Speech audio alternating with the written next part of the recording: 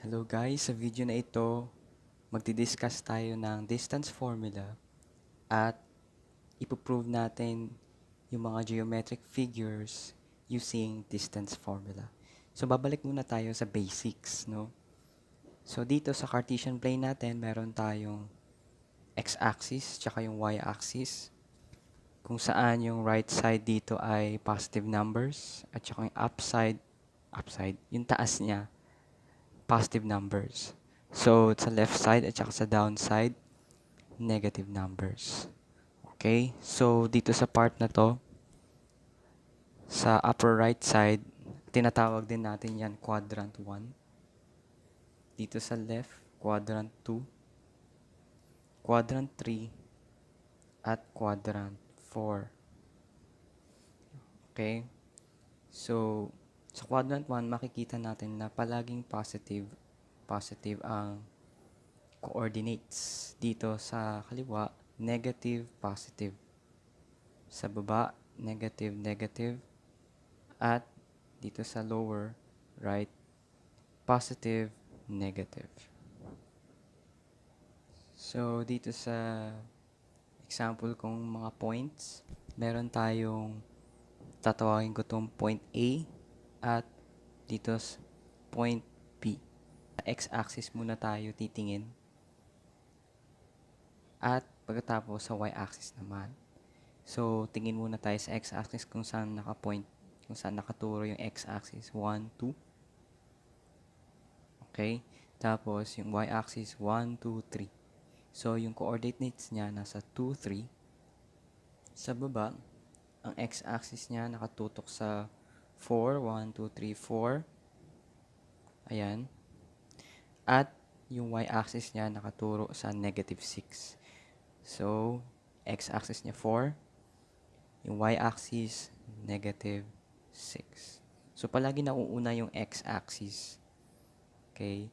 Itong horizontal line kung saan siya nakatutok vertically at yung y-axis kung saan nakatutok siya horizontally. So, kaya natin inaaral yung distance formula is dahil hahanapin natin yung distance between two points. Simula point A hanggang point B. Ayan. Hahanapin natin yung distance niya mula A and B. So, may dalawang paraan para ma-solve yan. Pero uunahin natin yung distance formula. Ito na yung mga points na pinlat natin kanina. Kukunin natin yung distance between two points. Ang formula ng distance formula is d equals to square root of x sub 2 minus x sub 1 squared plus y sub 2 minus y sub 1 quantity squared. Bago tayo mag-substitute, magre-represent muna tayo ng x sub 1, x sub 2 at y sub 1, y sub 2 sa bawat points.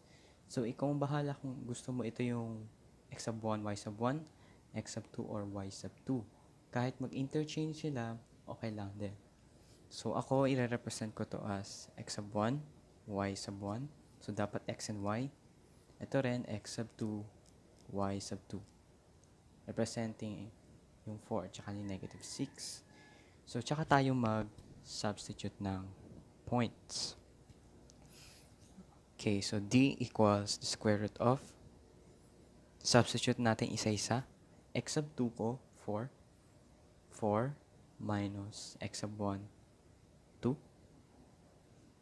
Squared plus yung y sub 2 ko, negative 6. Minus y sub 1, 3. Squared. So, isolve na natin sila isa-isa. D equals the square root of 4 minus 2, 2 squared, plus negative 6 minus 3, negative 9 squared. So, D is equal to, so yung 2 squared natin, 2 times 2, 4, plus negative 9 times negative 9, 81. D, ang D natin is equal to 4 plus 81, 85 square root. Wala na siyang iba pang perfect square para ma-square root. So, ayan na siya. Yung distance natin ay d equals square root of 85. Balikan natin yung Cartesian plane. So, dito sa graph natin, nasagot natin na yung distance niya ay square root of 85. May isa pang paraan para ma-solve natin yung distance between 2 points. Gamit naman yung Pythagorean theorem. Sa Pythagorean theorem, sinosolve natin dun yung hypotenuse gamit yung right triangle. So, para makabuo tayo ng right triangle is kailangan natin i-count yung x-axis hanggang dun sa yung x sub 1 niya hanggang sa x sub 2 at yung y sub 1 sa y sub 2. So, kung ito yung x niya is 2 at yung x niya is 4, magka-count tayo from 2 to 4.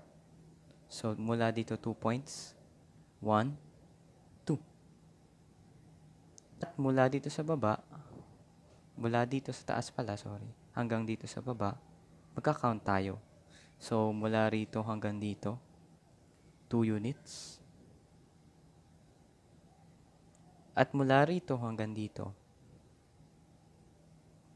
So, ilan ba? So, magka-count tayo. So, dito ay, sa y-axis ay 3. So, 1, 2, 3, 4, 5, 6, 7, 8, 9. So, 9 units. So, para mas clear, ayan siya. So, kung papansin nyo, meron tayo dito right angle. So, ang formula ng Pythagorean theorem is C, Pythagoras theorem, C equals to square root of a squared plus b squared, which yung sinosolve natin yung hypotenuse. Okay. So, pag ini-square mo to, c squared is equal to a squared plus b squared. Ang pag-solve natin ng hypotenuse o yung distance ay yan, square root of a squared plus b squared. So, solve natin c is equal to a or b, ikaw bahala. So, 2 squared, square root of 2 squared plus 9 squared. So, c equals 2 squared ay 4. 9 squared, 81. So, c equals to square root of 85. So, same yung answer kanina. Kuha tayo ng pangalawang example. 4,3 and negative 4,3. So i-represent ko to as, baliktarin natin, x sub 2 naman to, y sub 2, x sub 1, y sub 1. Okay? Distance formula, x sub 2 minus x sub 1 squared plus y sub 2 minus y sub 1 squared. Substitute natin. Square root of x sub 2 natin, 4. 4 minus x sub 1, negative 4,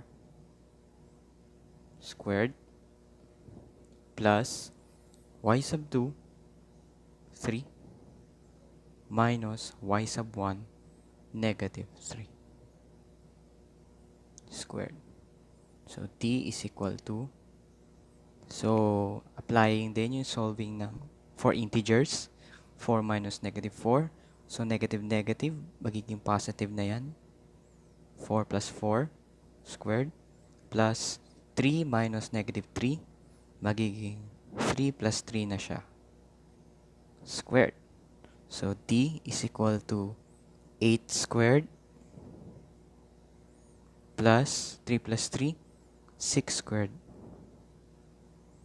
So, d equals to 8 times 8, 64. 6 times 6, 36. So, ang d natin ay equal to 100 square root. Square root ng 100 is 10. So, sa graph, using naman Pythagorean theorem, tingnan muna natin yung x and y axis. I-connect natin sila using yung triangle. So, simula dito, akyat tayo. Mag-count tayo. So, 1, 2, 3, 4, 5, 6. So, itong points, it's, okay? So, ayan, 8 units. So, formula ng Pythagorean theorem, ang hinahanap natin hypotenuse. Formula ng hypotenuse, C equals to square root of A squared plus B squared. So, it's either A or B. Magkapalit man sila, okay lang din.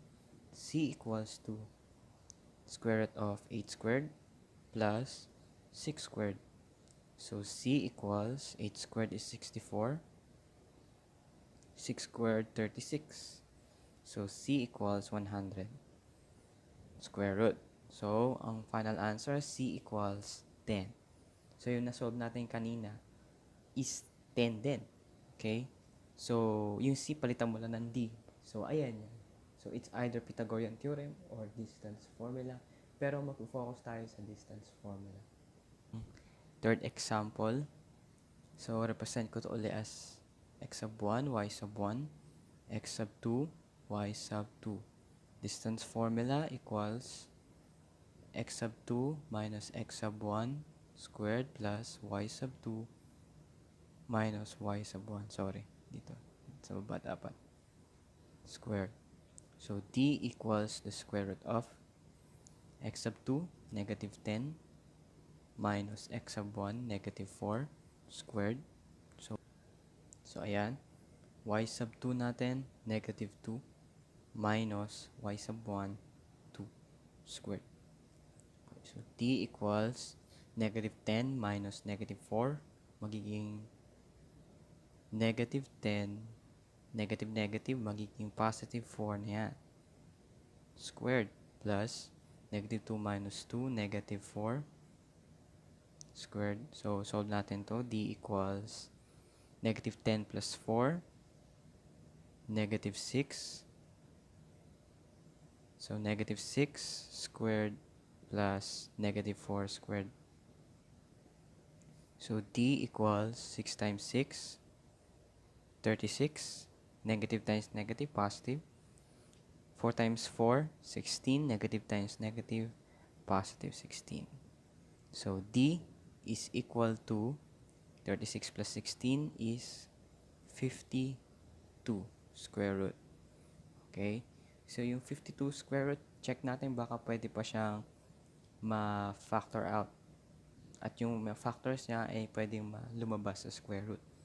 So, yung D, pwede siya maging square root of 52. Pwede rin siya maging 2 times 26. O kaya, D equals to square root of 2 times 2 times 13. Kasi 2 times 2, 4. 4 times 13, 52. Okay? So, yung 2 times 2, so, lalabas siya dahil square root siya na, square root of 4 siya. So, D is equal to 2 square root of 13. Okay? So, meron din tayong rationalization para ma-simplify din yung mga radical symbols. So, ayan. So, meron ako ditong geometric figure. Meron na tayong 3 points. So, 5, 4, 2, negative 5, at negative 4, 2. Tapos, ang sabi dito sa question is, prove that this triangle is an isosceles triangle. So, pag ang isosceles triangle, di ba, meron 2 sides na equal. It's either ito or ito, or ito or ito. So, isosolve natin sila using distance formula. Okay, so dito sa mga points natin, gagamit tayo ng distance formula. So, mamimili muna tayo ng 2 point. So, ito muna gagamitin ko, tsaka itong 2. So, represent ko to as x sub 1, y sub 1, x sub 2, y sub 2.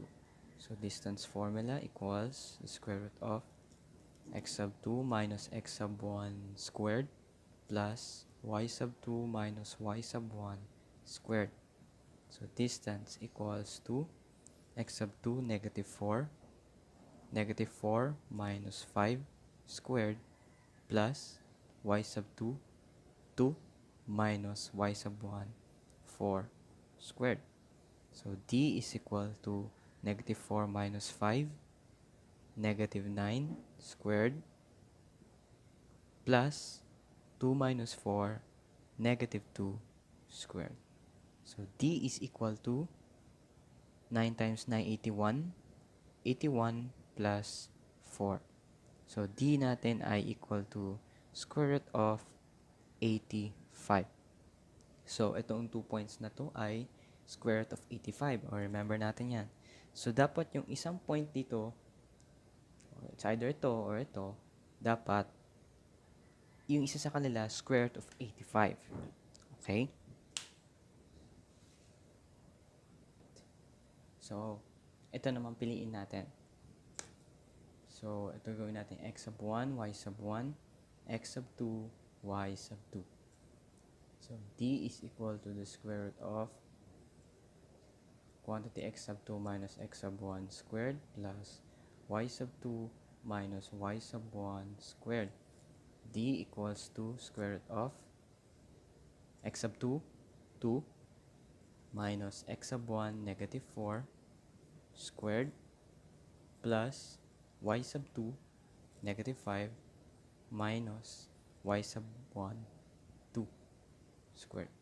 So, D is equals to the square root of, so yung 2 minus negative 4, magiging plus na to. So, magiging 2 plus 4, magiging 2 plus 4, squared, plus, so, ulitin lang natin yan. So, yung D is equal to square root of 2 plus 4, 6, squared, plus negative 5 minus 2, negative 7, squared. So, D equals the square root of 6 times 6, 36, 7 times 7, 49. So, D natin is equal to, so 9 plus 6, 15, carry 1, 85 square root. 2 square root of 8. D is equal to square root of 85. So, kanina, yung solve natin kanina, square root of 85. At dito, may square root of 85 na natin. So, pwede natin na ma-prove na yung triangle kanina. So, yung triangle kanina, sinolve natin yung 5, 4, negative 4, 2. Distance niya using distance formula, square root of 85. Ito. At yung negative 4, 2, tsaka 2, negative 5, ayan, square root of 85. So, dahil meron na tayong two sides that are equal, pwede natin ma-prove na yung triangle na ito ay an isosceles triangle. So, ayan. Thank you for watching. Ito yung distance formula tsaka yung Pythagorean theorem. Ito yung mga mahalagang formula na kailangan yung pag-aralan. Thank you.